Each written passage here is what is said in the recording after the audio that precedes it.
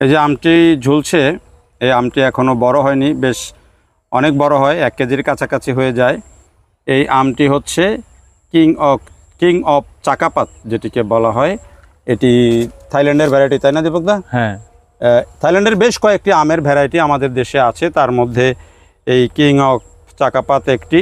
এবং এই আমটি বেশ বড় হয়, বেয়ারিংও অনেক ভালো এক একটা গাছে। এই যে এখানে আমরা যে ডিসি নার্সারিতে আজকে ঘুরতে এসেছি, সেখানে বিভিন্ন প্রজাতির আমের মধ্যে এই king of Chakapat, banana mango, সূর্য মিয়াজাকি বা সূর্য ডিম, নানা ধরনের আম আছে। তো এর মধ্যে এই যে একটা হলো এই যে কিং অফ চাকাপাত, এবং এই যে কয়টা গাছ আছে সবগুলাতেই কিন্তু ভালো আম ধরেছে। এই যে এবারে যদিও সূর্যের তাপ, খরা, প্রচণ্ড খরা, তাপপ্রবাহ এইসবের কারণে কিন্তু আমের বাগানের চেহারা বা নার্সারি যেটাই বলি, কোনোটার চেহারাই খুব বেশি সুবিধার না। আম ভালো বড় হয় নাই, অনেক ক্ষেত্রে কম ধরেছে। তারপরেও আমরা দেখছি যে কিং অফ চাকাপাত এই আমটি বেশ ভালোই বিয়ারিং। তো আমরা একটু দীপকদার কাছে জানি এই আমটার বৈশিষ্ট্য কি দীপকদা?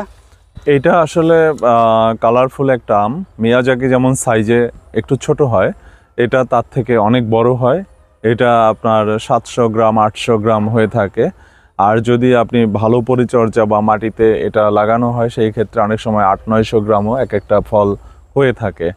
আর এটাও খুব টেস্টফুল আম। এটার ফ্লেভারটা একটু ডিফারেন্ট, মানে প্রতিটাই আসলে আমি যদি বলি ওই রকমটা যে রবি ঠাকুরের গানের মতো, ফুলের বনে যার পাশে যাই তারই লাগে ভালো।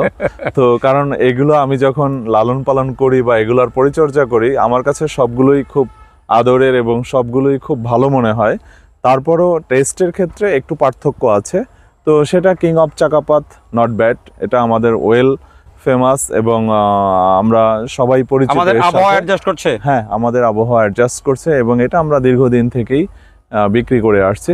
যেটা অন্যান্য, যেমন ধরেন এই বছরে আমরা ওই যে সামনে আরও দেখাতে পারবো যে সিমুয়াং পার্পেল বা সিমুয়াং ব্লু, এইসব গুলিও প্রচুর ফ্রুট বেয়ারিং, কিন্তু টেস্টের ক্ষেত্রে কিং অফ চাকাপাত পরীক্ষিত, তারপরে সূর্য ডিম পরীক্ষিত।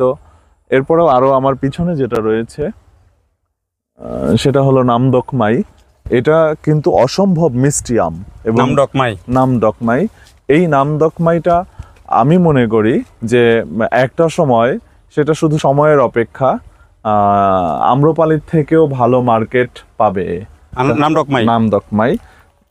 এটার কারণ কি, এত সম্ভাবনা কেন দেখছেন আপনি নামদকমাইয়ের সম্ভাবনা এই জন্য কারণ এটাও প্রচুর পরিমাণে ধরে, আর এটা না আম্রপালি থেকে সাইজ একটু বড় হয় এবং এ আরও বেশি মানে টেস্টফুল।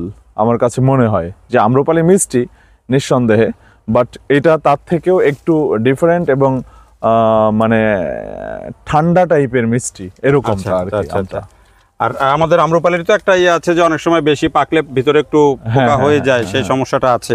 জি। তো এরকম বিভিন্ন প্রজাতির আম, আমরা বিদেশি আম আমাদের দেশে স্থান পাচ্ছে।